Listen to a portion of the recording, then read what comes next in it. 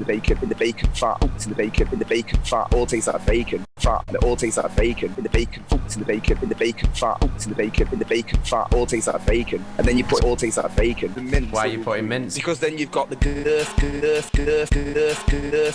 that's what you're not getting.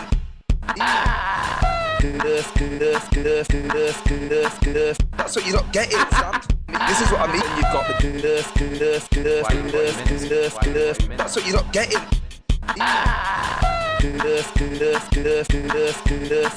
That's what you're not getting, Sam.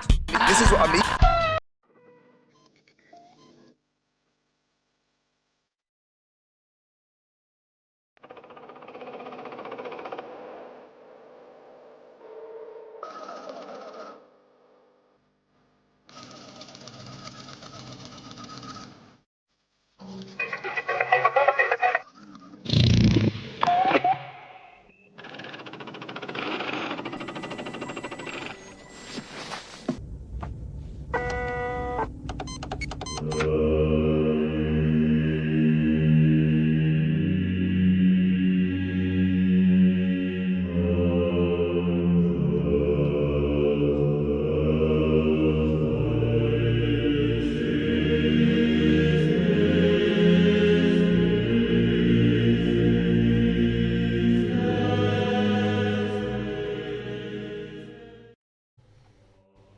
Queechlings, hoons, citizens of the Imperium, how are we all doing today?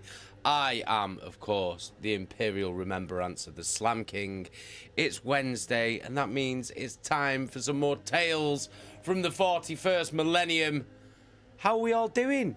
We're at the midweek point, halfway through the week. The weekend is not too far away.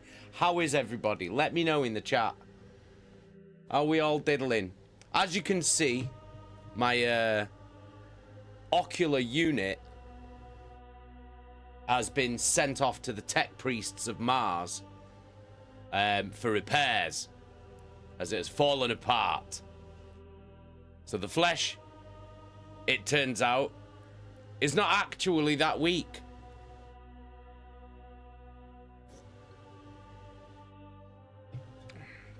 So what have we got in the chat today? Yo! Snow! With the 8-month resub! Massive love! Thank you so much. Thank you so much. Cheers, Snow. Appreciate that, mate. Massive love. How you doing, Snow? Right, let's have a look. Who's knocking about in the chat today? We've got Trooper, por favor. We've got Draw for Death Metal, the artist formerly known, por favor indeed, as Eggy. We've got Leeds J, we've got Martin, we've got Order of the Fallen King, we've got Unknown Mao, we've got Davey Ectomy, Jesky's Fella, Raptor Wash. And it's just jumped. We've got Leeds J. Order of the Fallen Knights has followed. Massive love. Thank you so much for the follow. And welcome to the channel. How are you doing today, Order of the Fallen Knights? So, we are going to continue with Flight of the Eisenstein today. We're going to go through chapters 15 and 16. So, where did we get up to last time? Oh, shit. Yeah, fucking Rogel Dawn. Another one of the Emperor's sons. Managed to find him. Greetings, dear Queechlings. I Fucking am hell. Imperial Servo Skull Unit, Nigel. Pleased to make your acquaintance. Oh, you are polite, Nigel, aren't you? You are very polite. Nigel, everybody. Our good old Nigel. After a long, hard day of just floating around aimlessly, Nigel then comes to say hello to all you wonderful Queechlings. Oh, all right then. Ta-ra, Nigel. I'll see you later then, I guess.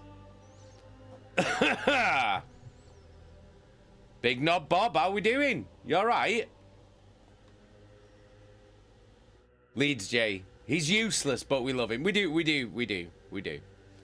I have a whole love-hate thing going on with Nigel. Do you know what I mean? It's like having a really shit pet. Do you know what I mean? Where it's like you love them, but they're fucking useless. That's Nigel. Nigel's fucking useless. Absolutely fucking useless.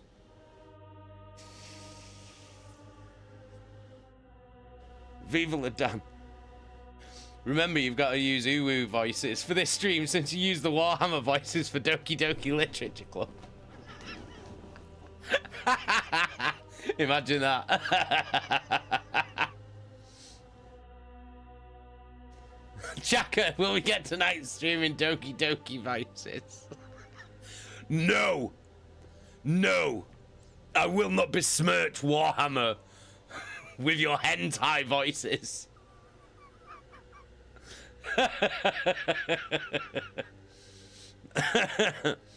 Hentai is saved specifically for Thursdays. Today is a Wednesday stream.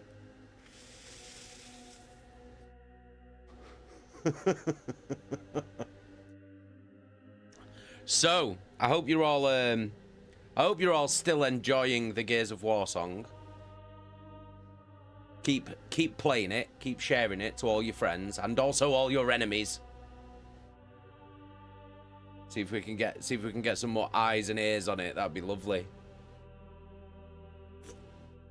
And also, did anyone catch the little teaser that I dropped on Instagram today of something very, very, very cool that shall be coming on Friday?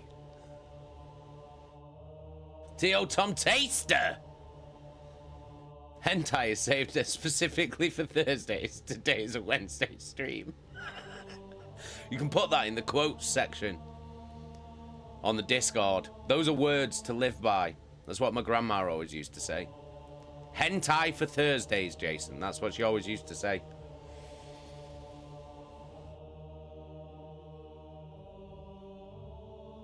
Dan, got my 5- and 7-year-old headbanging to it earlier while making their tea. Amazing! Amazing! Draw for death metal. Work loved the Gears of War song. They asked me to leave the building so they could appreciate it more. Excellent. Excellent. What you should do is find every single speaker unit in work and just play it through all of them on repeat all day. Do you know what I mean? Give me some plays. give me them Spotify plays. Do you know what I'm saying? Boneless, how are you doing? You alright? Megan99, how are you doing as well? Big No Bob, Hentai Thursday coming on Friday. Hey up, Jay, calm down. That's how long it takes. It's a 24-hour cycle. Do you know what I mean? I'm getting old.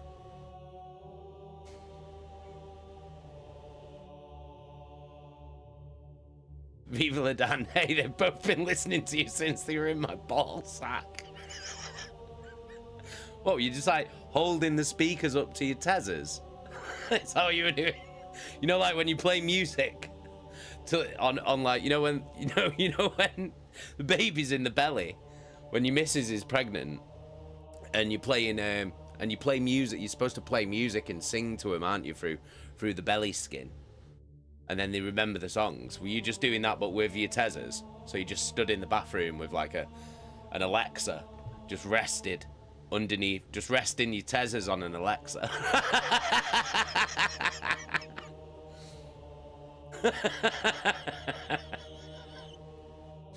The vibrations worked wonders. I put it on full bass. Oh, I'm glad you're feeling better, Megan.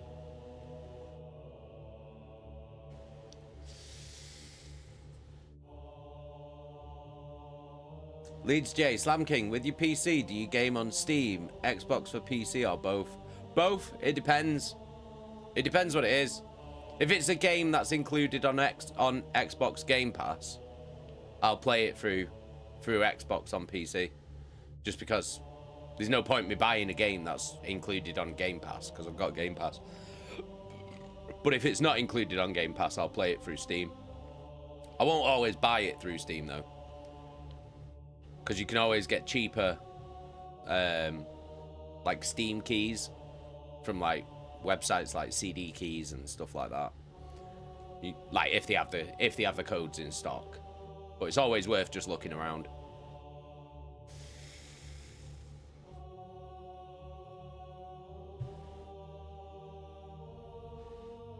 Big Knob Bob, my cousin did that with his missus, played Queen to her belly. Ironically, his 2 daughters now hate it. How can you hate Queen? Queen are one of my favourite bands of all time. I fucking love Queen. Like, genuinely, they're one of my favourite bands of all time.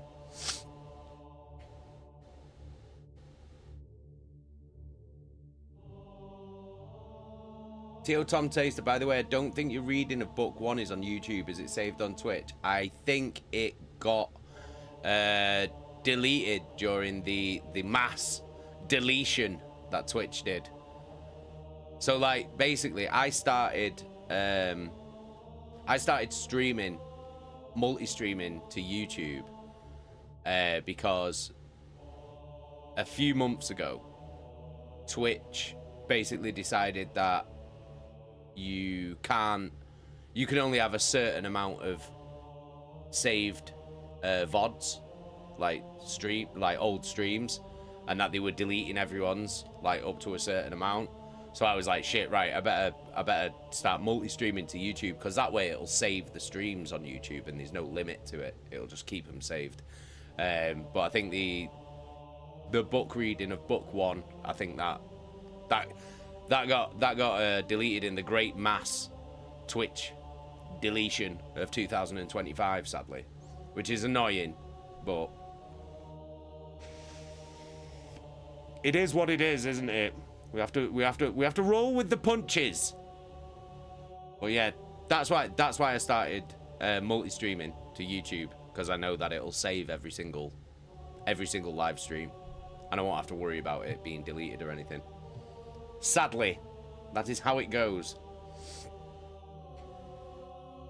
Daviectomy. I started listening to Queen when I got into Ingested in 2018. What a fucking translation, eh?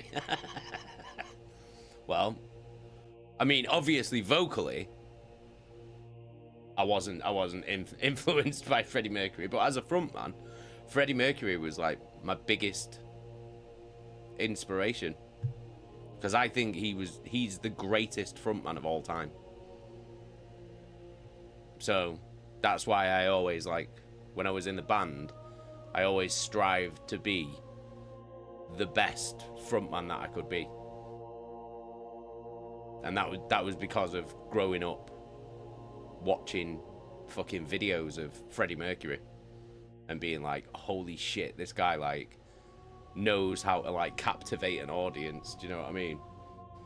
So yeah, there is a bit of that.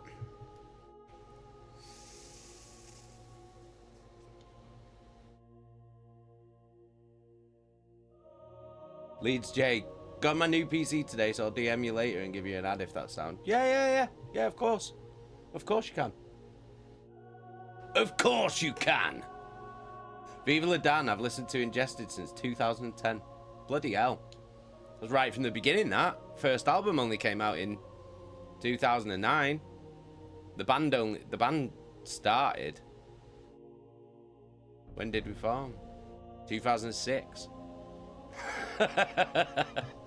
Took us 3 years to put out the first album.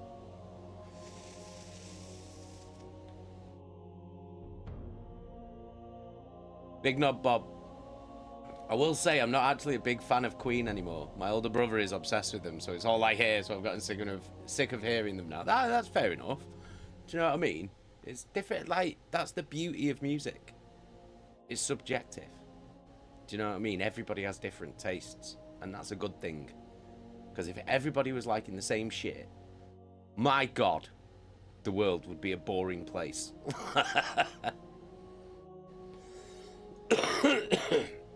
Draw for death metal. You were and still are easily my second favourite frontman, Jay, and still a huge inspiration to me. Thanks, Eggy. Who's your first then? You better be fucking good if I'm second.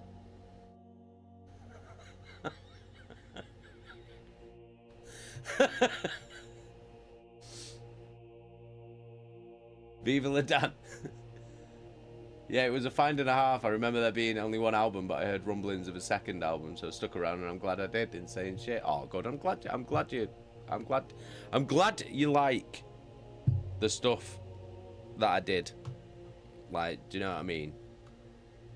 I spent 20 years doing that, so I'm glad people enjoyed it and still do enjoy it. Nossa, I had Skinned and Fucked on MySpace. Shit. That is OG, that,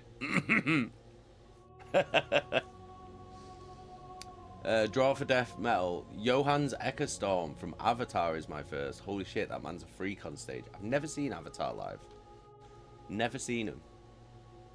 I imagine it's a show, though, just going off their music videos. Big Knob Bob, my mate Jack got me into Ingested when he was going to see Cannibal Corpse in Manchester. First song I fell in love with was Divine Right of Kings. From there I spiraled into black metal, and after that I've been stuck there since. Fucking hell. Yeah, it's good. That's a good song, that. That was a good song, Divine Right of Kings. It was a good album. Leeds J, same here. That was also around about the same time I met the Slam King at Ghostfest 2010 at Leeds Uni. I remember that Ghostfest. Pardon me, por favor. Snow, I got into you guys when Architect of Extinction came out and been obsessed since. That's a good album. I like that album. I like how aggressively painful it is to listen to, if you know what I mean. It's crazy aggressive. Crazy aggressive. Me and one of my best friends, who's also my tattooist, bonded over Skinned and Fucked. Wild to think about now. Daviectomy, I went from Breaking Benjamin to Behemoth to Ingested in 2018. Invidious was my first song, then Mouth of the Abyss. Then Where Only Gods May Tread got me through the pandemic. Where Only Gods May Tread, I think, is the best album. I know it's a hot take, because I know like everyone says Surpass It, but I think that album, Where Only Gods May Tread, that is the best album. Because we were all there, we were all writing, and we were all firing on all cylinders. I think that's the best album.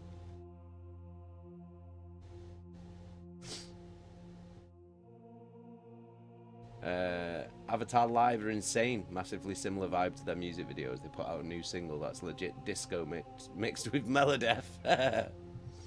Snow, you should find a chance to see Avatar. They're amazing live. Well, if they're ever knocking around, if they ever roll through Manchester and I can get a ticket, I'll go. Bob, it's my favourite Ingested album by far. Yeah, I truly think it's the best one. I think it's far and away the best one. Unknown Mao, I got into Ingested in 2018.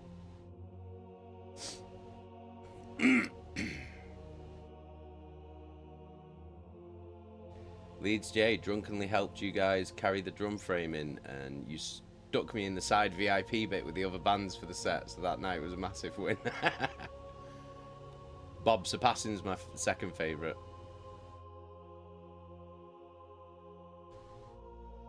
Death metal, I'd be inclined to agree. Where Only Gods May Tread is the best album. Surreption's second for me. Wow, Surreption. That is a hot take, Eggy. That is a hot take. Dan, Architect of Extinction's a personal favourite. Truth of these old Ingested stories make me sentimental. Dan, that was the album I played with my 7-year-old in the womb. Jack, I think it was 2018 for me too, but I have to admit, we all mostly loved it because of the Slam King. I like to put on a show, do you know what I mean? I was always a firm believer of making people walk away from a set going, fucking hell, that was worth every penny. Do you know what I mean? Like, every night, that was what I wanted to do. I wanted people to go, fucking hell. I'll go and see them again. Do you know what I mean?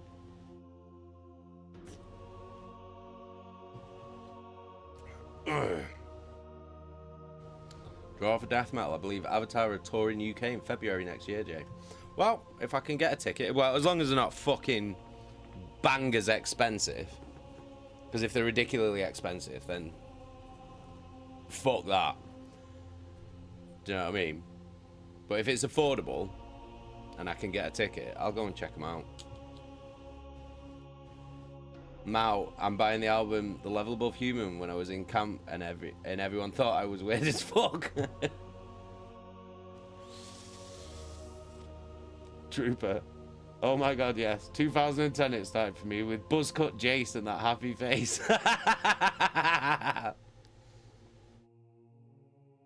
Trooper, he was so happy and nice at the merch table as always.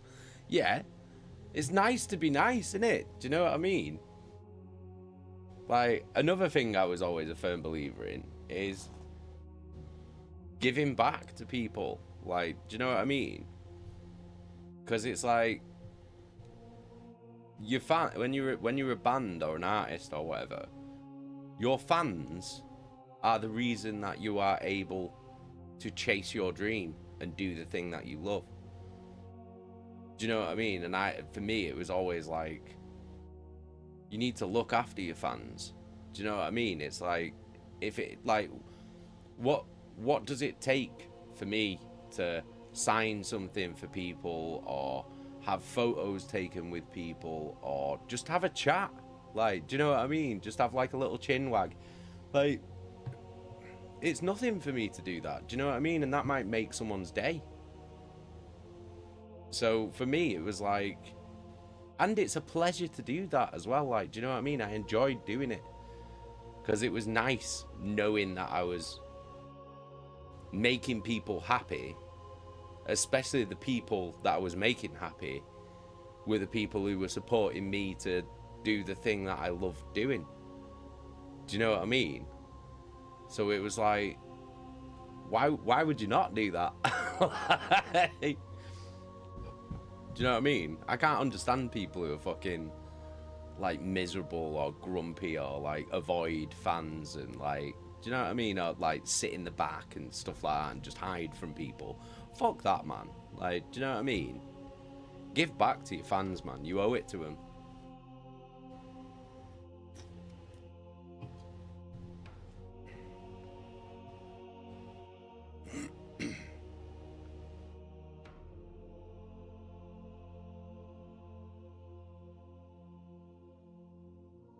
Chaka. We were 10 people talking about how sweet you were in the merch and then turned into someone that looks like they eat kids on stage. Yeah. That's the show though, innit? That's the show.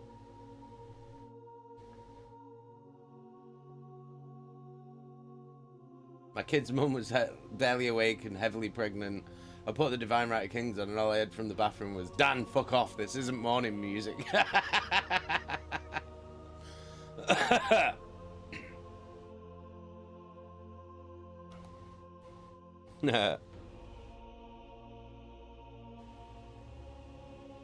Jeski's fella can agree.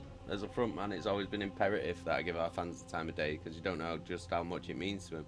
Yeah, and it's a nice thing to do. Do you know what I mean? It feels nice to be nice. Like I genuinely enjoyed like going and talking to people and like having a chat and signing stuff and taking photos and stuff, because it's like as soon as you see like, you know, someone's face light up and you know that you've done that for them, that's like such a good feeling. Do you know what I mean?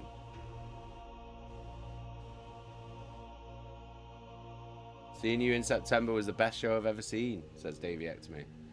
Lucky to see you with cornrows too, Jay. The twitches you do with the rattlesnake vocals was the coolest. Oh, cheers, Davey X to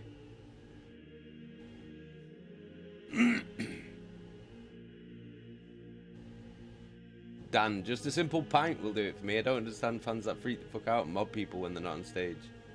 Jason's fully screamed in my face and all I thought was, seems like a lovely bloke. I'd buy him a pint.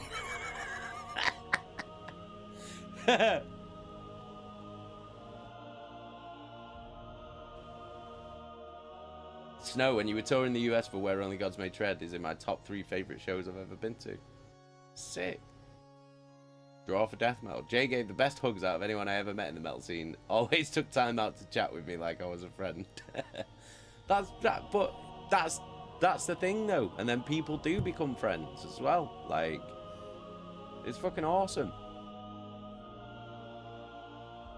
Jeskies fell at that, and I'm usually twatted and don't shut the fuck up, so they're talking to me whether they want to or not. Davey X me, I remember when I told Jay I spent $340. Thank you so fucking much, and you gave me the biggest hug.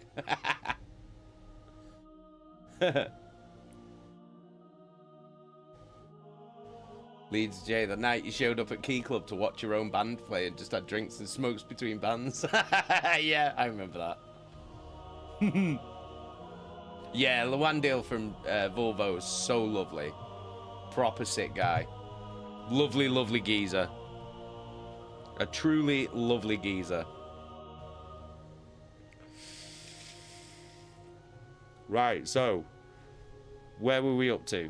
Oh yeah, so Rogel Dawn and the Imperial Fists, including Sigismund. Slam King, I think it is time to start the book.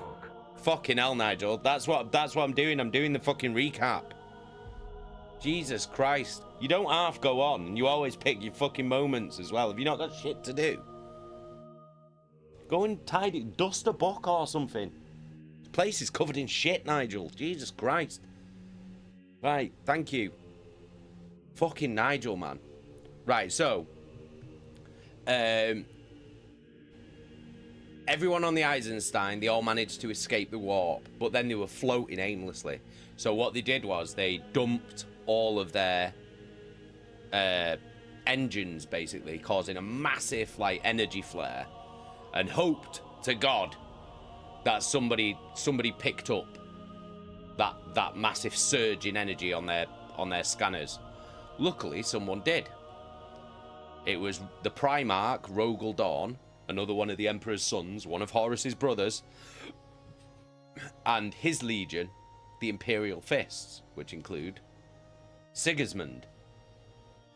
So they found them, and then Garro, our Nath, had to explain to Rogel Dawn what had happened at Istvan and what Horus and some of his brothers have done, i.e. turning against the Emperor and the Imperium. Of course, immediately Rogel Dawn was having none of this, couldn't believe it, and even fucking broke Garro's jaw for even saying it. And then he was about to execute Garro for heresy. And then Euphrates Keeler came in with Mercedes Ollerton. And Mercedes Ollerton had recorded all of it. She came with the fucking receipts and showed them. So then there was no doubt. And Rogel Dawn knew that his brother Horus and some of his other brothers and their legions had done the unthinkable and turned against the Emperor. So now, Rogel Dawn has instructed Sigismund to travel to Istvan and basically report back on what is going on there, while he and Garro and Cruz and Cinderman and Mercedes and Euphrates all head to Terra to tell the Emperor what has happened. So that's where we are. That's where we're at. That's where we're at. Rolling into chapter 15. That is where we're at. So, goddamn. We are on our way to Terra. We're gonna go see the Big E.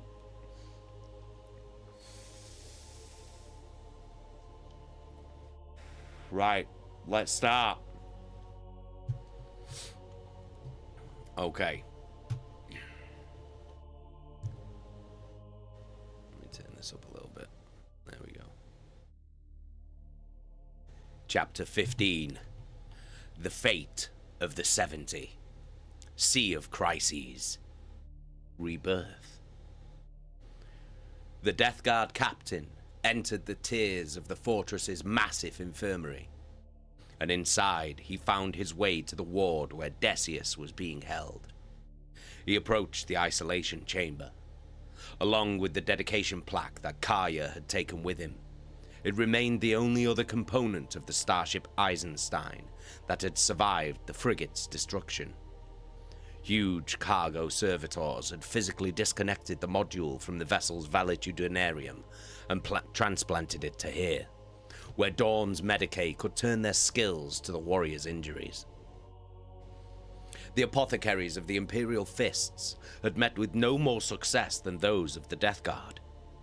Through the walls of the glass pod, Decius seemed closer than ever to his end. The livid knife wound was a sink for his color and complexion, fingers of pallid corpse flesh reaching out from the injury. Seeping sores collected at the corners of Decius's lips and nostrils, and his eyes were gummed shut with dried runnels of pus. The infection from whatever poison had soaked Grulgor's debased blade was overcoming the defenses of the young Astartes, moment by agonizing moment. Garro became aware of someone standing close by. He saw Voyan's face reflected in the glass wall. He has spoken once or twice. His words are largely incoherent. The other man was muted, as if he were afraid to speak to the captain. He calls out war cries and battle orders in his delirium. Garro nodded. He's fighting the disease just as he would any other adversary. There's little we can do, Voyan admitted. The virus has moved on to an airborne stage of contagion in recent days, and we cannot enter the chamber to minister to him, even in fully sealed power armor. I've done what I can to ease his pain, but he's on his own. The Emperor will protect him, murmured Garro. We can only hope so.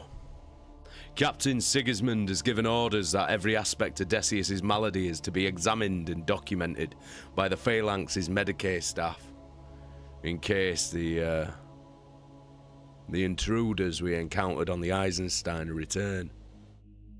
I've told them everything I witnessed. Good. Garro turned to leave. Carry on. Lord. Voyan blocked his path. His head bowed. We must speak. He offered the battle captain his combat blade. On the bridge, before you triggered the warp flare, I challenged you, and I see now that I was wrong to do so.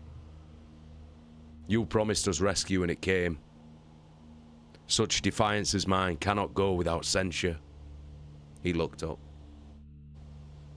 I have betrayed your trust twice. I will accept whatever punishment you will mete out. My life is yours. Garro took the knife and held it for a long moment. What you have done, Merrick, with the lodges and on the Eisenstein, did not fall from any malice in your character. These things you did through fear. Fear of the unknown. He handed back the weapon. I will not punish you for that. You are my battle brother, and your challenges are why I have you at my side. He touched Voyan on the shoulder. Never be afraid again, Merrick. Look to the Emperor, as I have done. Know him, and you will know no fear. On an impulse, he drew out Caleb's tracts and pressed them into Voyan's palm. You may find, as I have, some measure of significance in these. Just bear with me 1 second.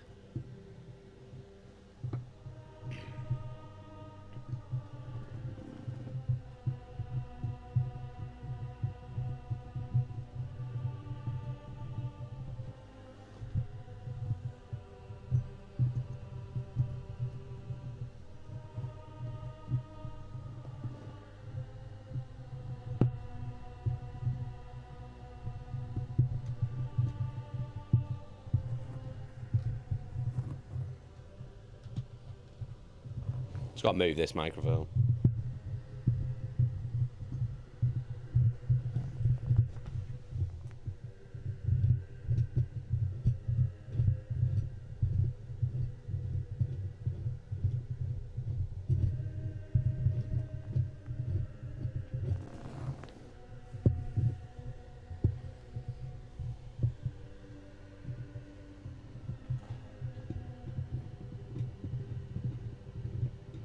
To a more comfortable position.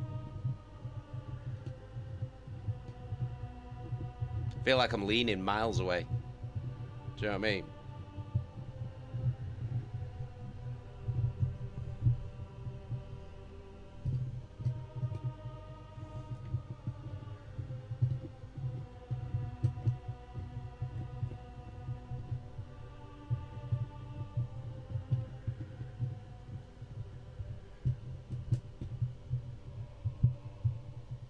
Nearly there.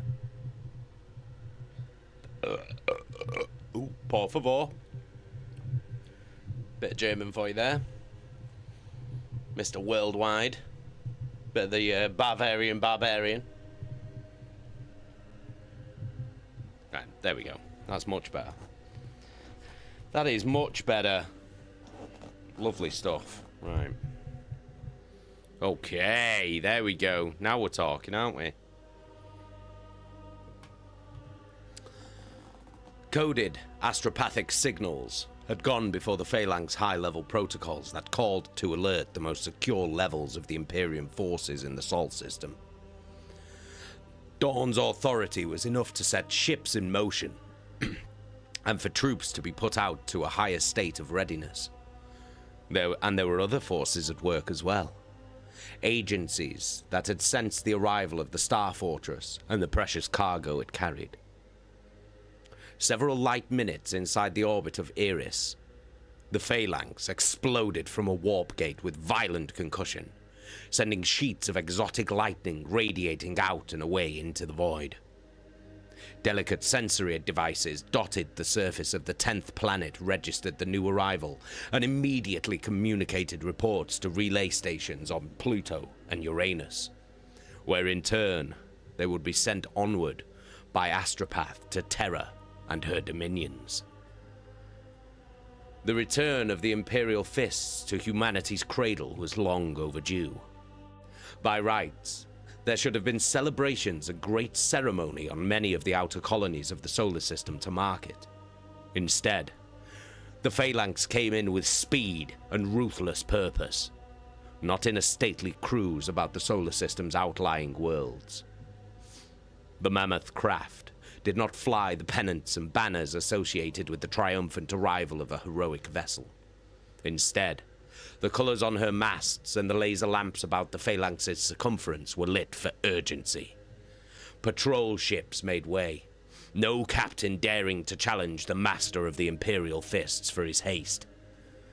Drives flaring like captured stars, the fortress vessel passed in through the ragged edges of the Oort cloud at 3/4 the speed of light, down into the plane of the ecliptic, crossing the orbit of Neptune in a flicker of dazzling radiation. Once again, Garro was summoned to Dawn's chambers. At the rear of the Great Hall, massive iron panels folded away into the ornate walls, revealing a glass bowl that looked down to the command nexus of the fortress below. It was like the bridge of any starship, but magnified 100-fold in size and scope. Garro was reminded of a stadium, with concentric rings of operator consoles raised in staggered tiers over an arena in the middle. The central portion of the command deck was a gallery of hololithic displays, some of them 4 stories tall, forever glittering and shifting. Statues of armor-clad Astartes in the war gear of the Imperial fists were ranged along the sides of the Nexus, arms out as if they held Dawn's observation bowl at their fingertips. On this level, repeater consoles were arranged so that the Primarch and his officers could draw information from any post in the Nexus with a single word of instruction. Garro realized that from this high vantage point, a single general would be able to direct an entire war of millions of men and thousands of starships. He acknowledged crews where the Lunar Wolf stood in conversation with Captain Ifrit and bowed before Dawn. You sent for me, Lord. I have something for you to see. The Primarch nodded to Helbrecht, a tall Imperial fist with a sharp face and shaved skull. Show the battle captain our new escort. Halbrecht touched a control and a pict screen emerged from the broad console. Garro saw an image of void outside the Phalanx's hull, and of a large, dark silhouette that moved in echelon with it. The structure of the other vessel was only defined by the places where it blotted out the stars. A black ship. The area gloris. It was unmistakable, and the instant Garro seized on the configuration, his mind filled in the empty spaces. He had no doubt it was the same craft that had appeared near Iota Horologi. Correct, said Dawn. This phantom joined us as we cleared the shadow of Neptune and fell into matches in course and speed. They brought with them orders from the Council of Terror itself and directions to harbor. Specific reference was made to you, Captain, and the woman Keeler. You will tell me why. Garro hesitated, unsure of how to proceed. I've had dealings with Amandera Kendall, a senior Oblivion Knight among the Silent Sisterhood, he began. Dawn shook his head once, a curt gesture of command. Your dealings with these untouchables do not concern me, Garro. What troubles me is that they know Keeler is aboard my ship, and they have bid me to have her isolated. Garro felt a surge of concern. Euphrates Keeler is no threat to the Phalanx, sir. She is a gifted individual. Gifted. Dawn made the word a growl. I know the kind of gifts that the Sisterhood comes seeking. Have you brought a mind witch aboard my fortress, Death Guard? Does this Remembrancer bear the mark of the Psyker? He grimaced. I was there, at Nakia, when the Emperor himself censured the use of these warp-spawned powers for the good of the Imperium. I will not allow such forces to run unchecked among my warriors. She is no witch, Lord, Garro retorted.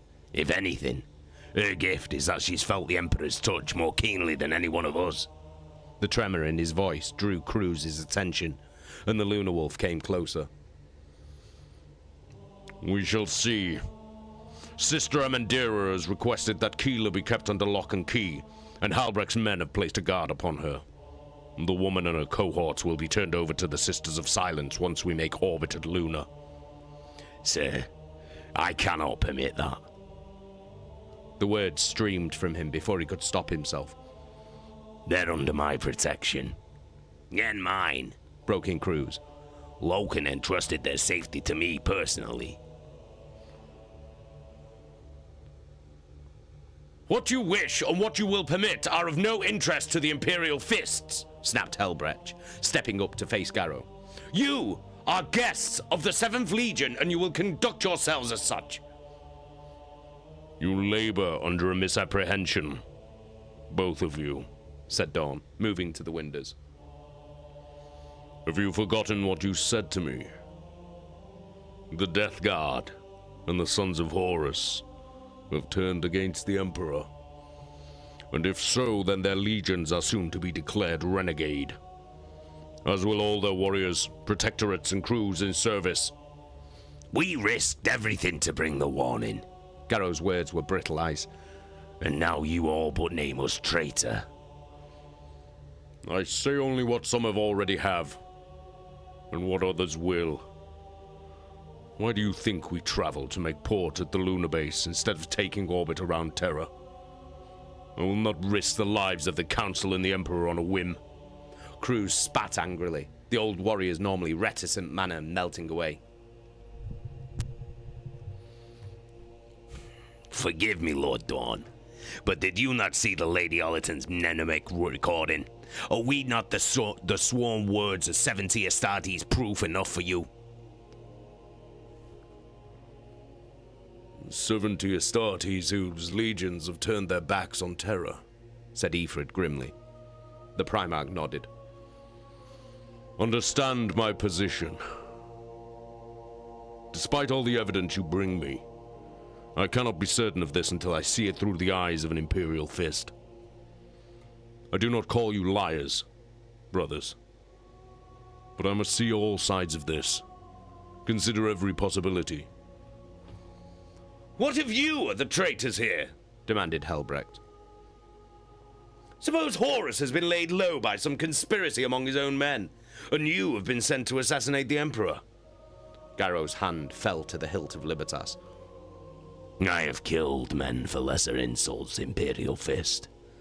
Pray tell, how could we do such an impossible thing? Perhaps by bringing a witch psyker to Terra in secret, said Ifrit. Or a man racked with a plague that no medicine can defeat. Ice formed in Garro's chest, and the anger left him in a cold rush. No. He turned to Dawn. Lord, if what I have told you and shown you is not enough to convince you, then I beg to know what it will take. Must I fall upon my own blade before you believe me? I have this hour spoken to the Imperial Regent, Malcador the Sigillite, via a machine called Vox, said the Primarch. It was my affirmation to him that, despite the dedication you have shown to the Emperor in braving this gauntlet to carry forth your warning, the Council of Terra cannot fully be certain where the loyalties of such men ultimately lie. There was a hard edge to Dawn's voice, but for the first time Garro sensed the tension in him. It was not easy for the Primarch to utter such words to fellow Astartes. My orders were to return to Terra to bulwark the planet's defenses. And it seems that I may have to do that in order to resist my own brothers. He glanced at Garro. I will attend the Imperial Palace and brief the Emperor on this grave news.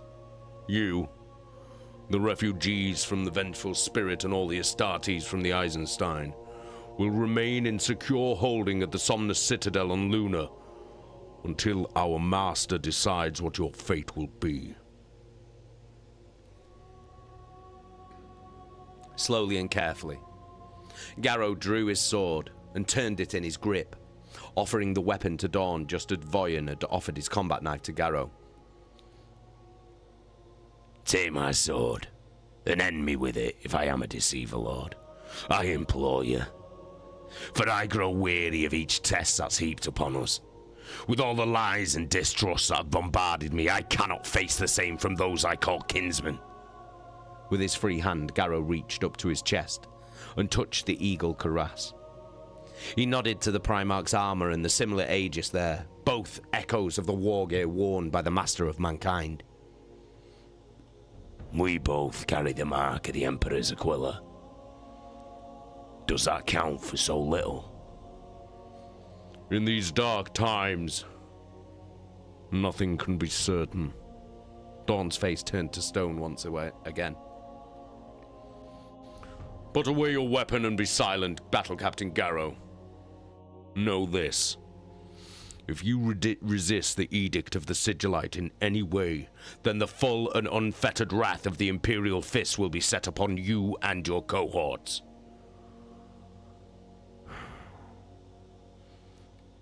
We will not resist, Garro said, defeated. If this is what must be done, then so be it.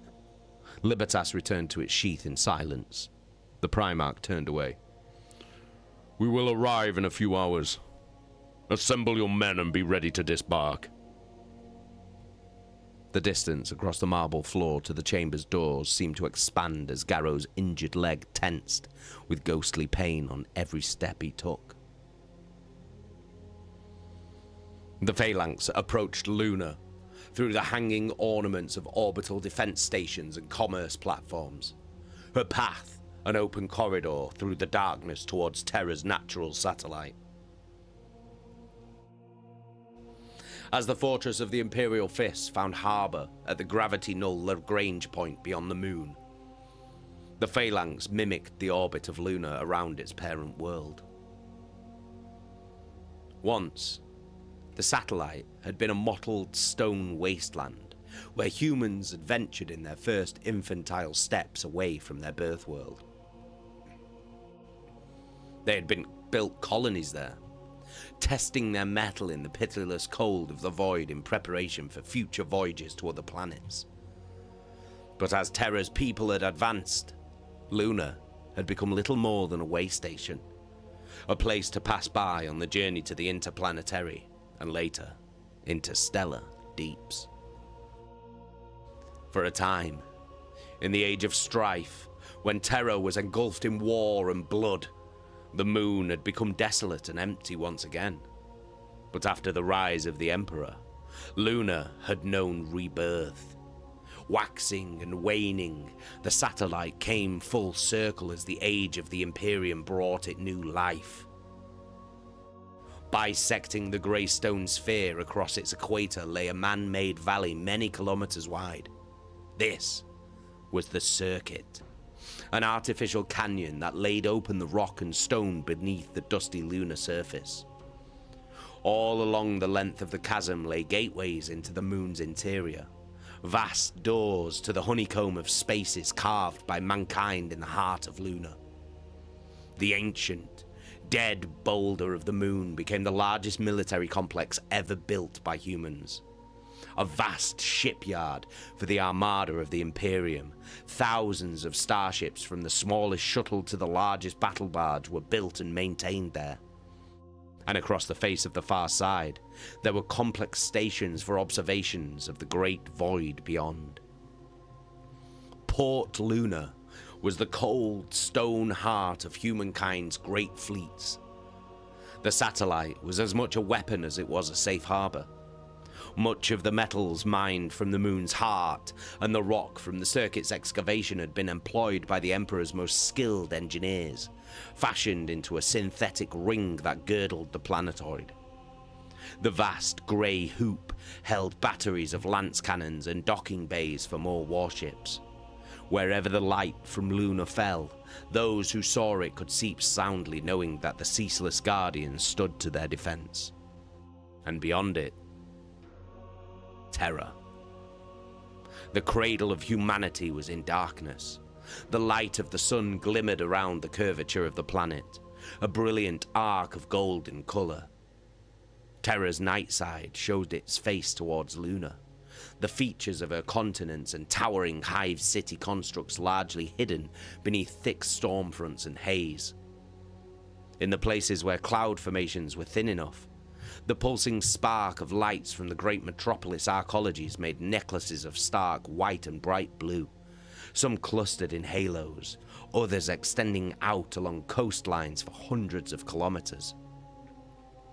Dark patches where the oceans lay shimmered like spilled ink. On the yellow-hued stormbird that carried the first group of the Eisenstein 70, Nathaniel Garro detached himself from his acceleration cradle and made his way to a viewport, ignoring the neutral stares from Captain Halbrecht and his men. He pressed his head close to the hemisphere of armor glass and looked with naked eyes upon the planet of his birth. How long had it been? Time seemed to weigh so much more upon him than it had before. Garro estimated that it had been several decades since he had last seen Imperial Terror's majesty. There was a pang of sadness. In the dark of night, he could not hope to pick out the terrain formations and landmarks that he had learned so readily as a youth. Would there be men down there looking up as he stared out on them, Garro wondered. Perhaps a boy, no more than 15 summers, out in the wild agri-parks of Albia for the first time in his life, would be staring up into the night sky and marveling at the impossible magnitude of the stars. Turning there below, somewhere beneath him was the place where he had been born, and all the other landscapes of his childhood. Down there was the heart of the Imperium, great complexes of infinite majesty and achievement like the Red Mountain, the Libraria Ultima, the Petitioner's City, and the Imperial Palace itself, where even now the Emperor resided. It was so close. Garro felt like he could reach out and take it in his armored fingers. He pressed his gauntlet to the window, and his palm covered the planet completely. If only it were that simple to keep safe, said Aker. The sergeant joined him at the viewport. In spite of everything, Garro felt strangely cheered by the sight of his homeworld, even as his emotions pulled him towards melancholy. As long as one Astartes still draws breath, old friend, Terror will never fall. I would prefer not to be that one Astartes, replied Hacker. With each passing day, we are isolated further still. Aye, the Death Guard reflected. Time indeed was passing more swiftly than he had anticipated. While the Eisenstein's escape, becalming and rescue had seemed like little more than a matter of weeks for those on board, Garro soon discovered that their subjective period did not marry with the passing of days elsewhere. According to the central chronometer, broadcast from the Imperial capital, more than twice as much time had passed since the attack on Istvan III. Once more, Garro spared a thought for the loyalists left behind to face the guns of Horus. The Stormbird turned and dipped its nose towards Luna, filling the viewport with spans of hard white stone the same shade as Garro's marble-hued armor. They were falling towards the Retia Valley, and beyond it the Mare Crisium, the Sea of Crises where the Silent Sisterhood kept their secure lunar citadel. Garro caught movement from the corner of his eye, the yellow of an Imperial fist going forward from the aft compartment. Hakur saw him notice. I dislike being treated like a novitiate on my first mission off-world, he said quietly. We don't need escorts. Not from these humorless dullards. It's by Dawn's orders, Garro replied, although he said it with little conviction. Are we prisoners now, Captain? Have we come so far only to be clapped in irons and stored away in some lunar dungeon? Garro eyed him. We are not prisoners, Sergeant Acker. Our war gear and weapons still remain in our possession. The veteran snorted. Only because Dawn's men think we're no threat to him. Look there, sir. He nodded at the warriors at the far end of the compartment. They pretend to be at ease, but they're too stiff to carry it off. I see the patterns of the movements through the ship. They walk as if they're on guard duty and wear their charges.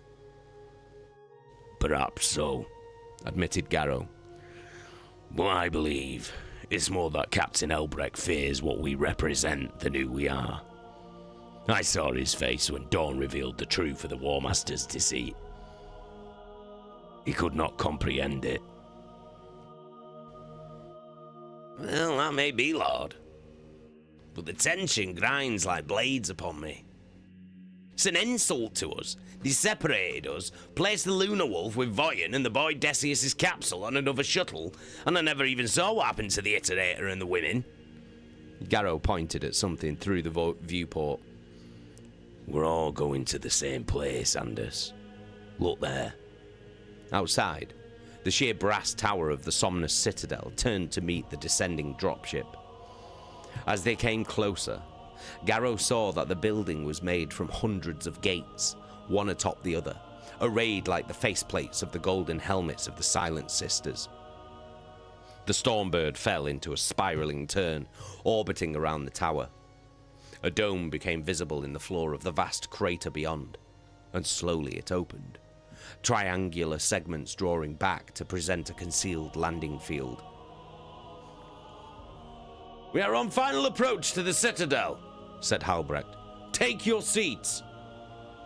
What if I wish to stand? Replied Hacker, open defiance in his tone. Sergeant, warned Garro, and waved him to his place.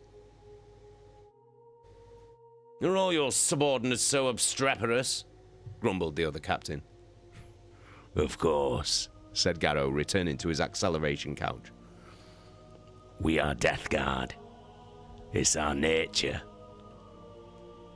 The Stormbird's hatch yawned open, and Garro strode out down the drop ramp, catching Helbrecht unaware. Protocol meant that as it was an Imperial Fist ship, an Imperial Fist should have been first down the ramp, but Garro was finding less and less use for such pointless etiquette. A cadre of Silent Sisters was waiting for them in careful formation on the landing apron. Garro glanced around, up, over the folding wings of the Stormbird to the open hatch far above. The soap bubble shimmer of a porous aura field was visible, holding the atmosphere inside the chamber but allowing objects of high mass like the ships to pass through unencumbered. A second Stormbird was dropping in behind on jets of retro thrust, and out in the void a third ship was approaching, twinkling with indicator lights but too distant to see in any detail. The Astartes came to a halt and bowed to the sisters. Nathaniel Garro, battle captain of the Death Guard. By order of the Primarch Rogel Dawn, I am here. Halbrecht and his guards came down heavily after him, and Garro felt the annoyance radiating off them. He kept his eyes on the sisters. Their squad markings varied among the group, and he searched for some that matched those of the Storm Dagger cadre. Garro saw the same kinds of warriors as he had on the Jorgali world ship, but with stylistic differences upon their armor in the same fashion as those of the various legions Astartes. One group wore armor detailed in wintry silver, the lower halves of their faces hidden behind spiked guards that resembled a barrier fence. Another woman, standing to the edge of the group, had no armor at all. Rather, she was clad in a thick, buckle-studded coat of blood-red leather, with matching gauntlets and a high collar ranged around her neck. The woman had no eyes. In their place were two augmetics, heavy lenses of ruby-coloured glass fixed to the skin of her brow and cheeks with hair-fine wires. She studied Garro with all the warmth of a Chirurgeon observing a cancer beneath a microscope. With an abrupt sensation, Garro felt a chill range deep through his bones. It was the same odd feeling he had encountered when he saw Sister Emendera in the Endurance's assembly chamber. The same peculiar absence of something indefinable. Only now he felt surrounded by it, the disquiet pressing in on him from every side.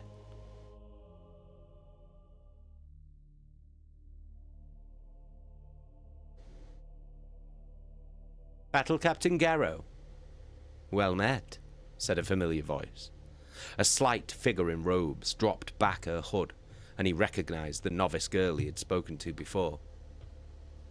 And to you as well, Halbrecht of the Imperial Fists. The Silent Sisterhood welcomes you to the Somnus Citadel. It saddens us that your arrival must come under such difficult circumstances. Garro hesitated. He wasn't sure how much the sisters knew of the Istvan situation, or what Dawn and the Sigillite had communicated to them. He covered with a salute. Sister, I thank you for granting us an haven while these matters are addressed. It was a lie, of course. Garro did not wish to be here, and neither did his men. But the sisterhood had proven themselves worthy of his respect, and he saw no need to begin this meeting on an adversarial note. He had taken his fill of such behavior with the Imperial fists. Where is your mistress? The novice girl's neutral expression faltered for a moment, and Garro saw her give the woman in the red coat a sideways glance. She will attend us momentarily. The rest of Garro's men from the first Stormbird had fallen in behind him, and under Haker's command, presented a parade ground formation. Halbrecht stood at Garro's shoulder and eyed him. Captain, he said with formality. A word. Yeah? The Imperial fist's eyes narrowed, but not in annoyance, as Garro expected. Halbrecht showed what might have passed for compassion.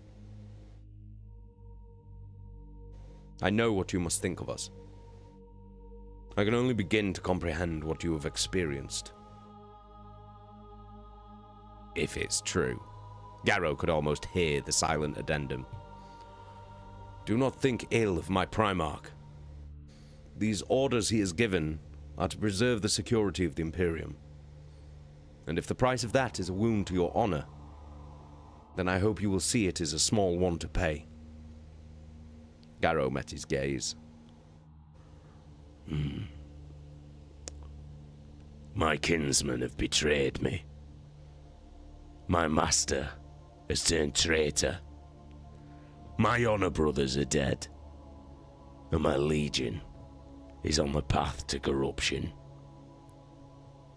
My honor, Captain Albrecht, is all I have left. He turned away as the second Stormbird settled into place with jets of spent thruster gas. The other transport opened along its flanks, and servitors scurried out with the isolation capsule in their grip. Voyen walked in lockstep with them. As Garro watched, a contingent of silent sisters, all of them armed with powerful inferno guns, formed a guard around the module as it was carried past them. Where are you taking him? He asked. The Somnus Citadel has many functions, and our hospitallers are highly skilled, said the novice. Perhaps they may have success where the Medicae of the Astartes did not. Decius is not a Xenos corpse to be poked and dissected, Garro replied tersely, his thoughts returning to the alien psychochild. You will treat him with the respect a Death Guard's due.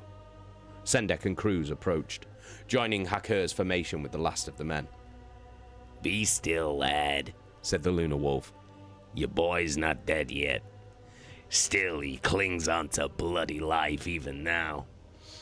I've rarely seen us fighting spirit of the like. Garro grunted, his mood darkening. At last, the final vessel dropped down into the chamber and turned, landing struts extending from the spread wings and fuselage. He recognized the shuttle, the black and gold livery identical to the ship from the Area Glorious he had spied on the landing deck of the Endurance. The swan-like ship settled gently on the apron and fell silent. Garro knew instinctively who he would see aboard before the egress hatch opened. A ramp extruded from the ventral hull and a handful of figures disembarked. Leading them was Emandira Kendall, her proud and noble bearing somewhat muted. She seemed distracted and wary. Two more of Kendall's Stormdagger Witch Seekers marshaled the other passengers from behind. Kirill Sinderman, Mercedes Ollerton, and at their head, Euphrates Keeler. Keeler's gaze crossed the chamber and found Garro. She gave him a nod of greeting that seemed almost regal. He had expected her to appear afraid, as nervous as Ollerton and the old Iterator obviously were. But Keela stepped down into the citadel as if she were fated to be there, as if she were the mistress of the place. Sister Amandera did something in sign language, and the unblinking woman in the red coat and her cohorts moved with sudden, graceful swiftness. "An excruciatus," said Halbrecht of the woman.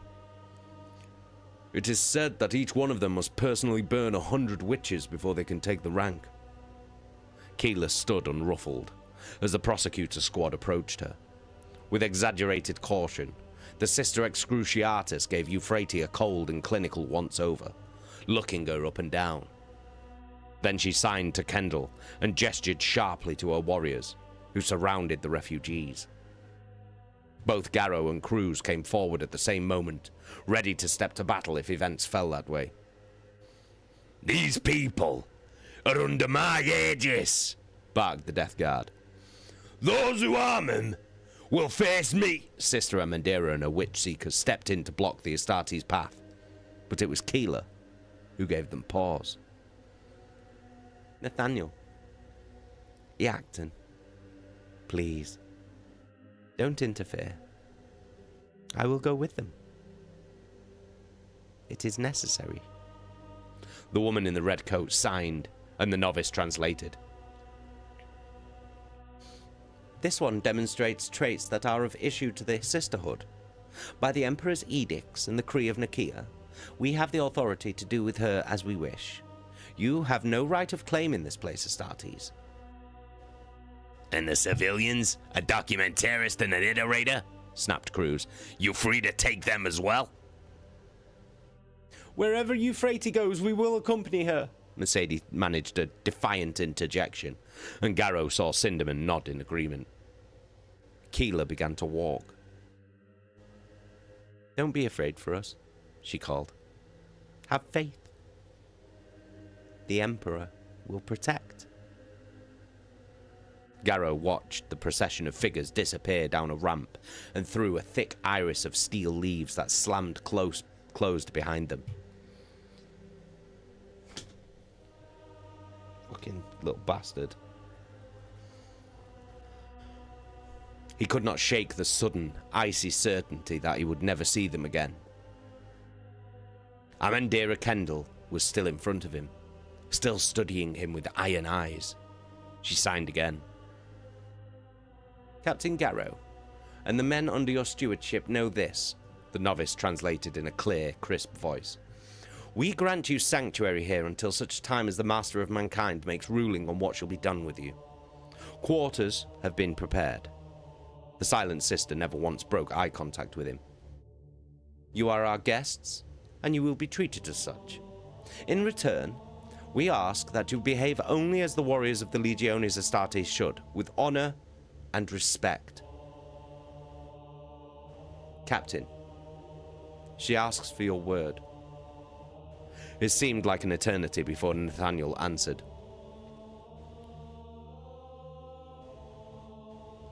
"She has it." It was a prison, in any real sense of the word. There were no bars upon the windows, no locked doors on the Spartan tier of the citadel where the sisters gave them quarters in which to wait. But outside was a barren rock, an airless void, and for kilometers in all directions there were autonomous sensor units and gun drones. If they left the spire, where could they go? Steal a ship from the launch bay? And then what? Garro sat in his small chamber in silence and listened to the men of the 70s as they talked among themselves. All of them gave voice to the things that churned inside their minds, thoughts of what futures lay before them, fears born of desperation and plans that went nowhere and did nothing. Sister Amandera was no fool. He saw the look in her eyes. He knew, as well as she did, that if the Astartes of the Eisenstein decided their confinement was at an end, there would be little the Sisters of Silence could do to stop them from leaving. Garro was certain that Kendall's warriors would make it a costly path for them, but he estimated he would lose no more than 10 of his men, and probably only the ones who had been slowed by injury during the escape from Istvan. He knew the Phalanx was still nearby, and Dawn with it. Perhaps if they did try to leave, the Primarch would send Halbrecht and Ifrid to convince them otherwise. Garro frowned. Yes, that was a sensible tactic, and Dawn was nothing if not the master of level-headed strategy. Stepping back for a moment to examine the situation, Garro had to give the Lord of the Imperial Fist his due for handling the Eisenstein men in the manner he had.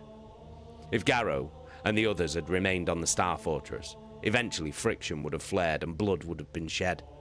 By placing them here, under the roof of the Sisterhood, and the very same women who had fought alongside them only months ago, Dawn forced Garro to give pause to any thoughts of unfettered combat.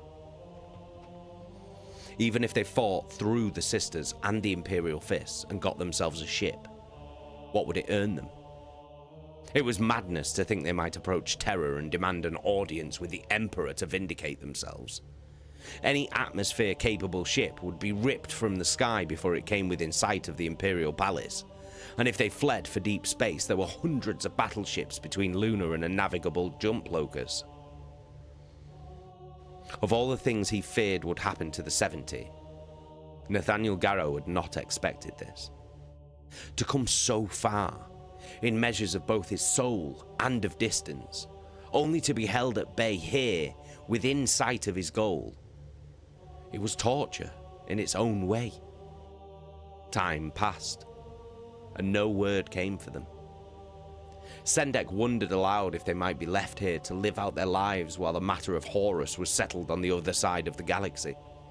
The 70 an inconvenient footnote forgotten amid the fighting. Anders Hakur made a joke to him about it, but Garro saw the real concern beneath the forced humour. Barring death in battle, or a fatal accident, and Astartes was functionally immortal, and he had heard it said that one of his kind might live 1,000 years or more. Garro tried to imagine that, being trapped in the Citadel while the future unfolded around them, unable to intervene. Yo! Jimmy Salmon with the 5-month resub. Massive love. Cheers, Jimmy. Appreciate you, dude. Thank you so much. Nice one, Jimmy.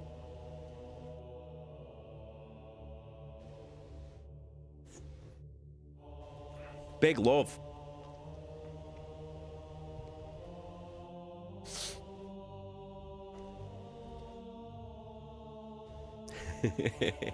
Cheers, Jimmy. Appreciate you, dude. The Death Guard had attempted to rest for the first few days, but as it was aboard the frigate, sleep came infrequently to him, and when it did, it was brimming with images of darkness and horror dredged from the madness of the flight. The corrupted, diseased things he had seen masquerading as Grulgor and his men lurked in the shadows of his mind, tearing at his will. Had those things truly been real? The warp was, after all, a reflection of human emotion and psychic turbulence. Perhaps the Grulgor demon was that, a freakish mirror of the black, diseased heart that beat beneath Ignatius' chest made real. A fate that other unwary men could also fall to. And at the opposite end of the spectrum, he felt the golden glow of something. Someone. Impossibly ancient and knowing. It wasn't Keela, although he sensed her as well. It was a light that dwarfed hers, that reached into every corner of his spirit. Finally, he awoke and decided to give up his efforts at sleep. There was a war being fought, he realized, and not just the one out in the Istvan system, the one between those who stood by Horus and those who stood by his father. There was another war, a silent and insidious conflict that only a few were aware of. People like the girl Keela, like Caleb, and now Nathaniel himself. A war not for territory or material gain, but a war for souls and spirits, for hearts and minds. Two paths lay open before him and his kindred. The Astartes understood that they had always been there, but his vision had been clouded, and he had not seen them clearly. Along one, the route that Horus had taken. That way lay the monstrous horrors. The other led here, to terror, to the truth, and to this new war. It was on that battlefield that Garro stood, the battle looming ever closer like thunder at the horizon. The storm's coming, said the captain to the air, holding Caleb's brass icon of the Emperor before him. There were always two paths. The first was wet with blood, and he had already stumbled a good way down it. At the end point, always visible but forever out of reach, there was release, painlessness, and the sweet nectar of rebirth. The other route was made of knives, and it was agony and torture and grief without respite, with only greater suffering heaped upon those that had already racked his mind and body. There was no conclusion to this route, no oblivion, only an endless loop, a Mobius strip cut from hell. Solon Decius was Astartes, and against the unrefined man along the billions of the Imperium, his kind were the sons of war gods. But even a being of such strength has its limits. The wound grew, to become a fanged maw that chewed upon him, biting and drawing his essence from the Death Guard's body. Where Grulgor's plague knife had sunk through his armor and into his flesh, Decius was invaded by a virus that was all viruses, a malady that was every disease that man had encountered and more that it had yet to face. There was no cure. How could there be? The germs were made from the living distillate of corruption in its rawest form, a writhing pattern of trifold and eight-pointed microbes that disintegrated everything they came into contact with. These invisible weapons were the foot soldiers of the Great Destroyer, each of them stamped with the indelible mark of the Lord of Decay. Help me! He would have screamed those words if only he could have opened his rictus-locked jaws, if he could have parted his dry, gummed lips, if his throat could have channeled anything but a thick paste of blood-darkened mucus. Decius writhed on the support cradle, livid bruises forming about his body where flesh went dull with infection. He clawed at the glass walls around him, arms like brittle sticks in bags of stringy muscle and pallid flesh. Things that looked like maggots, with 3 black eyes bored through the meat of his torso, raking him with tiny whips of poisonous cilia. There was so much pain, and every time Decius imagined he had reached the peaks of each new agony, a fresh one was brought to him. He so wanted death. Nothing else mattered to him. Decius wanted death so much he prayed for it. Imperial truth be damned and burned, he had no other recourse. If peace would not be granted by any source in this world, what entreaty did he have left but to beg the realms beyond the real?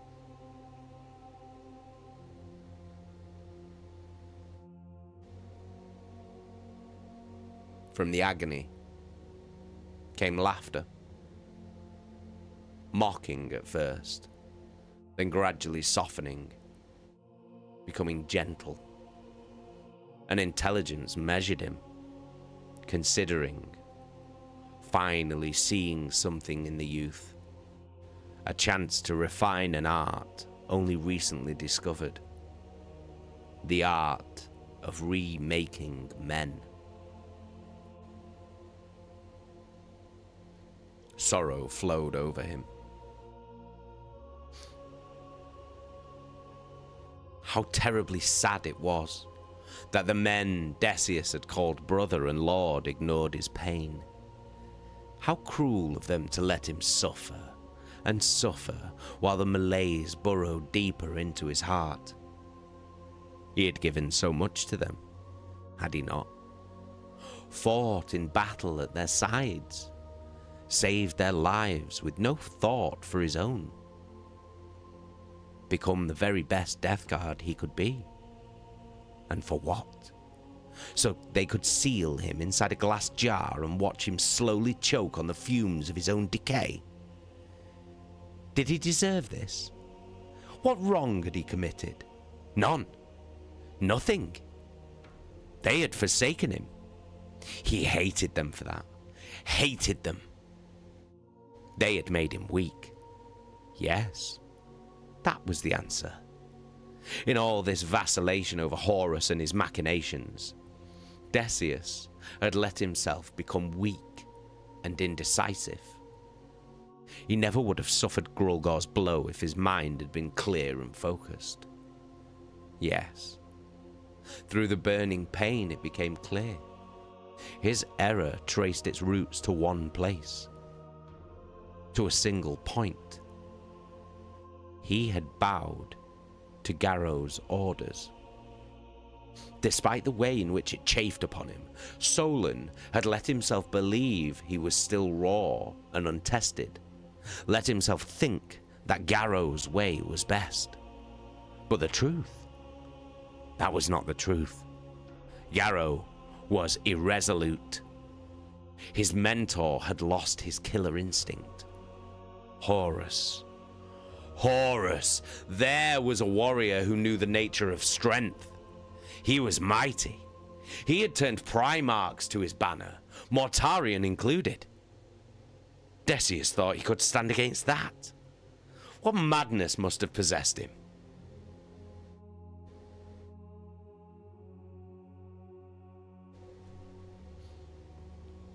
Do you want death? The question echoed in him, the agony suddenly abating. Or will you grasp new life? A new strength that cannot be made vulnerable? The voice that was no voice whispered dank and rancid in his thoughts. Yes! Decius spat bile and black ichor. Yes! Damn them all! I will never be weak again! I choose life! Give me life! The dark laughter returned. And so I will. What ripped itself from the Medicae cradle was no longer Solon Decius, naked and close to the ragged edge of torment. It was alike to an Astartes, but only in the ways that it was a brutal parody of their noble form. Across rotten bones and raw, pustulant skin grew chitinous plains of greenish-black armor, gleaming like spilled oil beneath the light of the biolumes.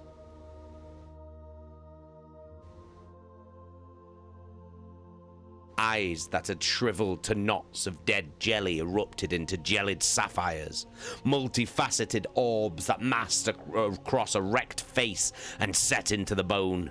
Mandibles joined brown, cracked teeth in the mouth.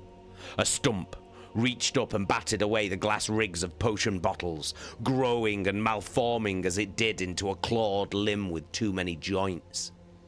The serrated fingers, inflated and hardened into solid knives of bony carapace, the colour of sword beetles.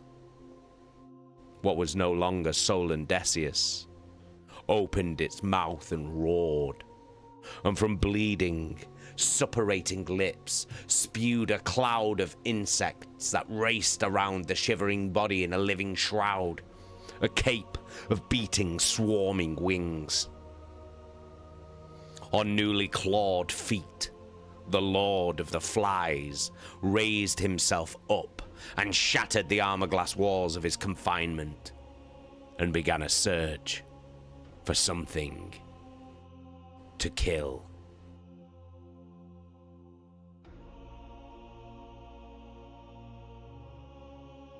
There we go. Oh, Loki's watching on YouTube. Hey, Loki. You all right, son?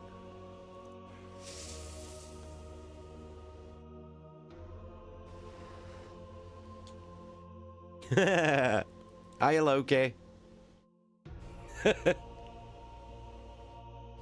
Well, there we go. That's the end of chapter 15.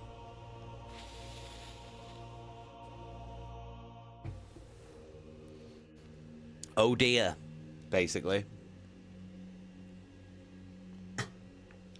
Fucking Decius. Oh, Decius. What are you doing, dude? What are you doing, man? Do you know what I mean?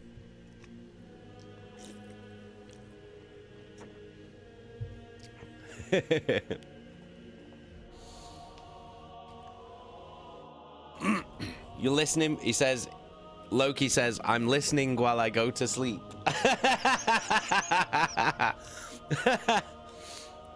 That's what you were listening to while you were going to sleep. While you're going to sleep. A space marine turning into a whatever the hell he's just turned into. Nah, it's all good. I used to read these books to him and Scarlet in bed.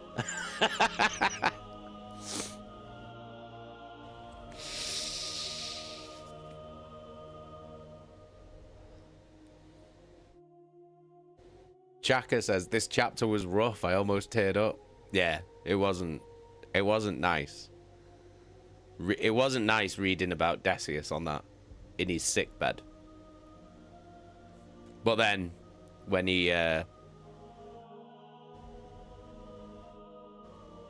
started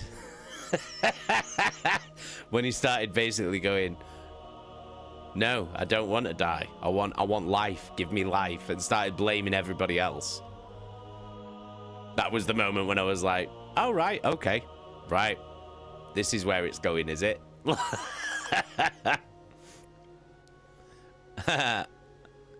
Everyone says hi, Loki. Everyone's saying hi in the Twitch chat.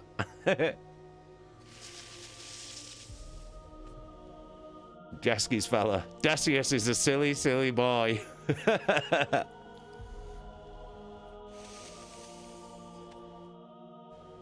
Hey, nurse, how you doing?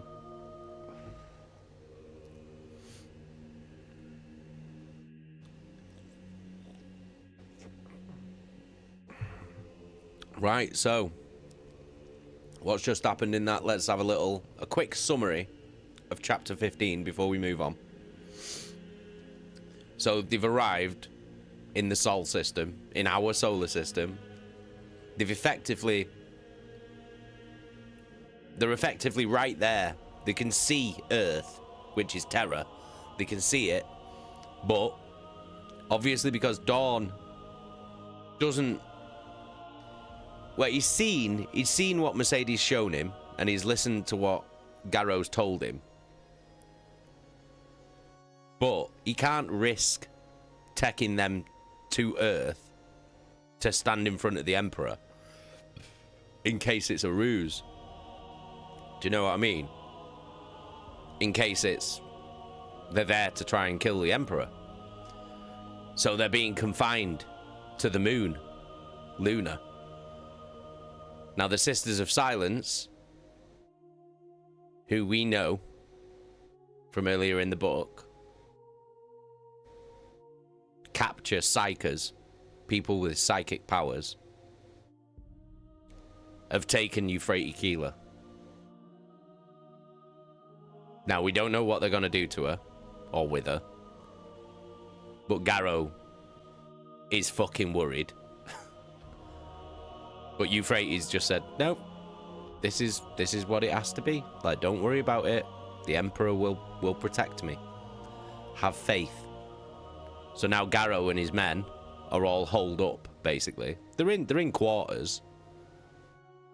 They're not like in a cell or anything, but they're not allowed to leave. And while this is happening, Decius, poor old Decius, is mutating and rotting on his medical bed, to the point where he was praying and begging for death. But then something calls out to him. And then all of a sudden he starts to change his mind. And then he starts thinking about, why is this happening to me?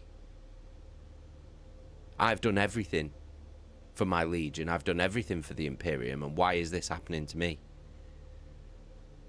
And then he's thinking, well, it's because I followed Garro. Maybe if I'd have followed Horus, this wouldn't have happened to me. And then this voice makes him an offer that it can give him life. And then Decius changes his mind. He doesn't want death anymore. He wants life. And then his body starts to change. And then he becomes reborn with life as the Lord of the Flies. And he breaks out of his Medicae chamber. And now he's off to find something to kill, it says. And that's where we are. That is where we are. Oh, Loki says hi, everyone.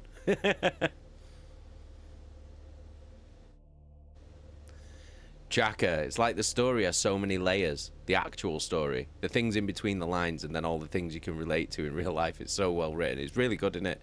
It's because it's such a massive story. It's a galaxy-wide thing that's happening. It's fucking huge. Like, it's wild good. Right, let's just jump straight in. Chapter 16. Loki's getting a bedtime story. I'm not even in the same room. How amazing is that? Technology, eh?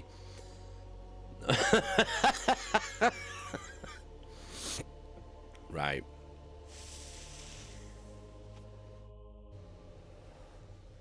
Chapter 16. Lord of the Flies. Silence. In his name. Tolan Sendek stepped off the gravity disk as the floating platform reached the infirmary level. The oval plate hovered for a second after he departed, then drew silently away. Up one of the many vertical shafts that cut through the interior spaces of the Somnus Citadel. His lip curled. The tower had a peculiar array of scents to it that the Death Guard found off-putting. Different levels had different odors, cast out from sensors and odd mechanical devices that resembled steel flowers. It was some element of the Silent Sisterhood's discipline, a way of patterning the women used to mark out quadrants of the building. Similar methods were used for the blind astropaths on some starships and orbital platforms. Perhaps it was this unwelcome similarity that made Sendek uncomfortable. He disliked all things about the Psyker arts, and all things that connected to them. Such realms were at odds with his rational, reductionist view of the universe. Sendek believed in the cold, hard light of science and the Imperial truth. The freakish facilities that verged on the edges of sorcery were disquieting to him. Such things were for the Emperor to understand, not for those with minds of lesser breadth. But the smell. Today it was different. Before, it had been like roses, collecting at the edge of his senses. Now it was strange, sweeter than before, but with a sour metal taste beneath it. He kept walking. Without making an order of it, or with anything approaching official sanction, the men of the 70 started a watch. They had nothing to do inside the citadel but drill and spar in the cramped quarters a few levels up the length of the tower. And the waiting, the inaction, chafed at them. So they took it in turns to keep the watch on their fallen comrade. Yacht and Cruz was not expected to participate. Decius was a death guard and Cruz was not. But all the other men under Garro's command automatically accepted and understood what was required of them. Quietly, they made sure that there was never a moment that passed when a warrior of the 14th Legion was not attending the sickbed of Solon Decius. That the young warrior was destined to die was not questioned by any one of them, but it became an unspoken imperative that he would not die alone.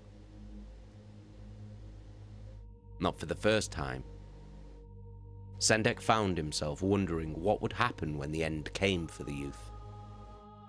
In a way, Decius had become something of a symbol for them all, an embodiment of the resilient endurance of their legion.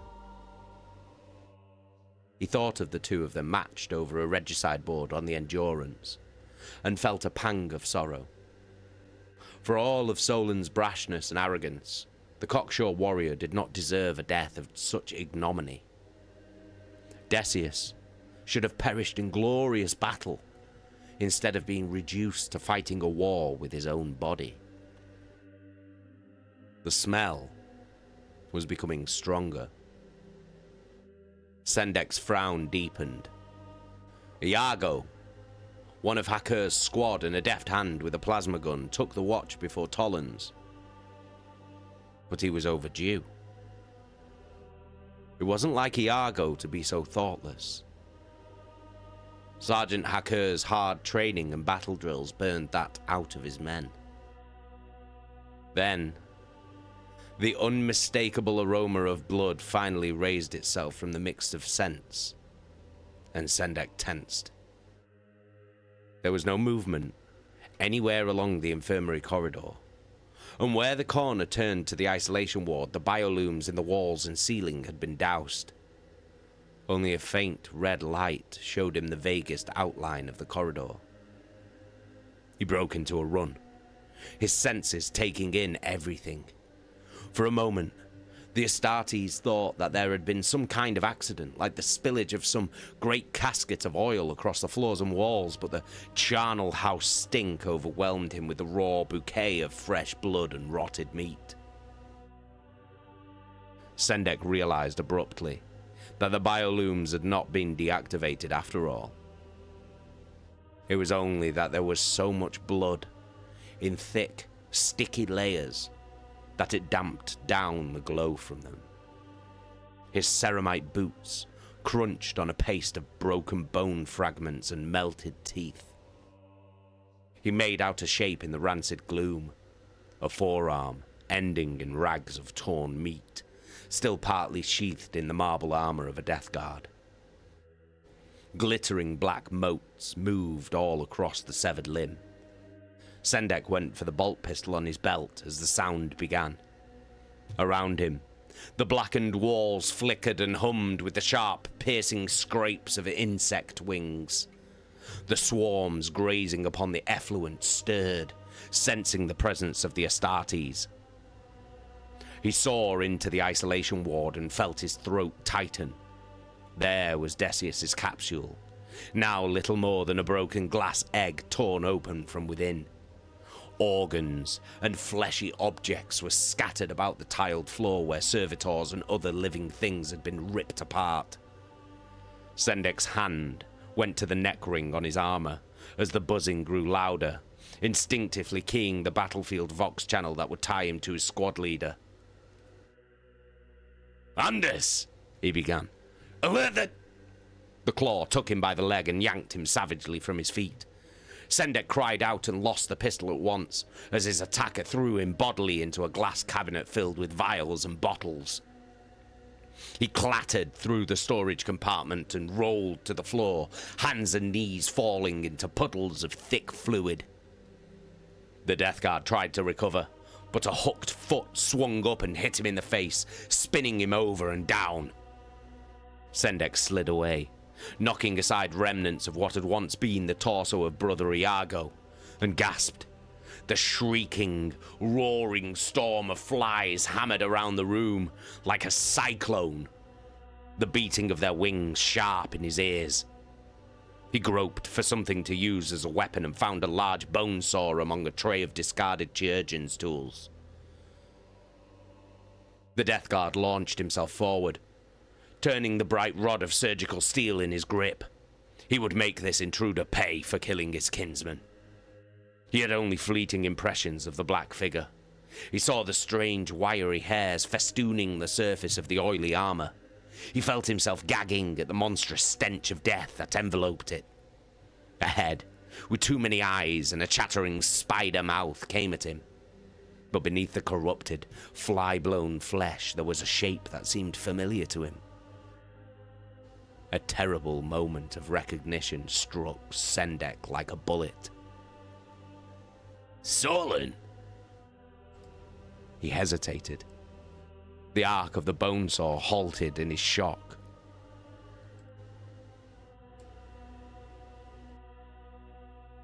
You aren't anymore. The mouth moved, but the voice came from the flies, rippling their wings and scraping their carapaces to create a droning facsimile of human speech. The claw came out of the dimness and punctured the meat and bone of Sendek's head, splitting the Death Guard's skull. The pink-grey contents gushed out across his armor, and the swarm dived up upon the richness to feed. Nathaniel!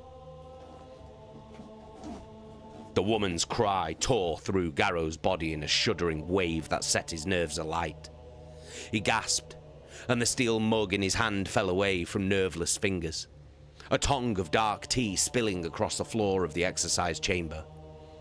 Voyan saw his reaction and reached out to steady him. Captain, you all right?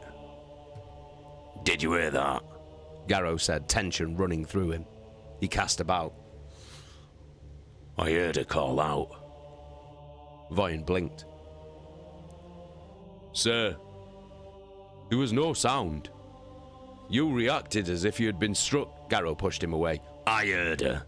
As clear as you speak to me now. It was... The import of it came all at once. The powerful, unfiltered jolt of fear projected into him. Keeler. Something's amiss. It was a warning. The chamber's hatch slid into the wall and Hacker was there, his expression one of deep concern. Immediately, Garro knew something was very wrong. Speak, he snapped. Hacker tapped the Vox module built into the collar of his power armor. Lord, I fear Sendek may be in trouble. He started to send me an alert call, but his words were suddenly cut off. Where is he? You went to relieve Iago, said Voyan. At the boy's side. Garro tapped him on the chest. Voyan, remain here and be ready for anything. The battle captain strode into the corridor. Sergeant, get the Lunar Wolf and a couple of warriors to meet us at the drop shaft. Sir, what is going on? Asked Hacker. Have these women turned against us? Nathaniel closed his eyes and felt the echo of the cry still swimming through his spirit, a dark tide of emotion following with it. I don't know, old friend, he replied, taking up his helmet and locking it in place. But we'll soon know enough. The resonance of gunfire climbed up the shaft as Garro and the other Astartes rode the gravity disc down. Cruz shot him a look. This damn war's followed us here. Aye, replied the battle captain. Our warning may have come too late. Hacker cursed under his breath. No signals from Sendek or Iago, not even a carrier wave. At this distance, there's no way I could not reach him. I could yell and they'd hear it. The disc slowed as it approached the infirmary level. The stink of new death wafted up to the platform, and every one of the Astartes tensed. Weapons, ordered Garro, unsheathing his sword. He led them off the elevator and through the corridors, crossing through the dank, blood-slicked passage. They entered the infirmary proper, and Cruz made a spitting noise. Sendek is here, he said, leaning over a dark shape in the gloom. Well, what remains of him? Even through his helmet filters, the odor of decay assaulted Garro's nostrils as he came closer. Hey, Wolf. The spongy slurry of meat resembled a body exposed to months of putrefaction. It was undeniably Tolan Sendek, even though the remains of the dead man's skull were a ruined, bloated mass. He recognized the honor pennants and oaths of moment affixed to his armor.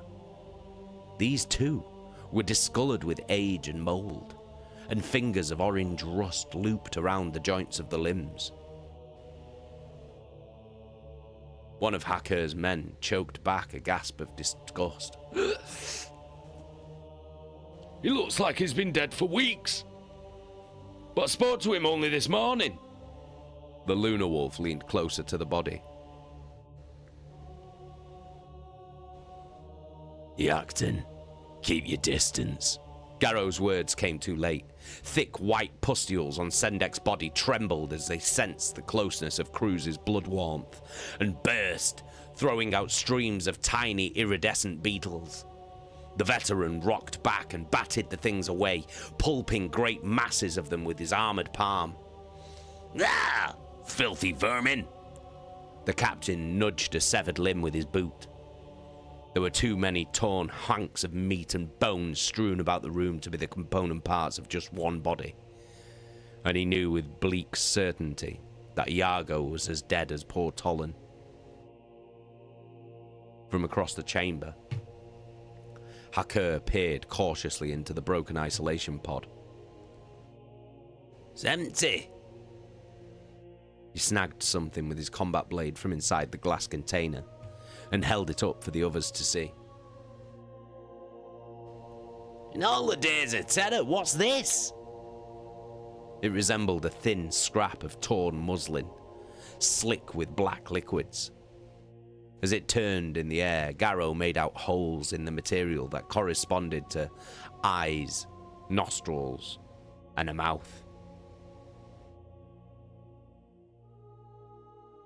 Cruz gave the rag a grim examination. It's human flesh, sloughed off as a species of snakes and insects shed their skins. The flat bangs of bolter fire echoed down the corridors leading to the other compartments of the infirmary, and Garro gestured sharply. Leave that. We move. Now. Cruz's face was locked in a permanent scowl of harsh, cold anger. At every turn, just as he thought he had weathered each new sinister twist of fate, a fresh horror was heaped upon the others. Cruz imagined a vice turning about his spirit, gradually tightening, the pressure upon his mind and his will growing ever more intense.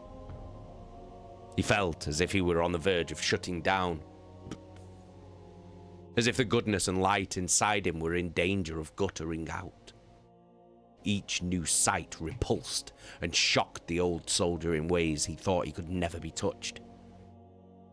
The Astartes passed quickly through a series of seal doors that lay off their hinges, ripped apart by something of great strength and violence.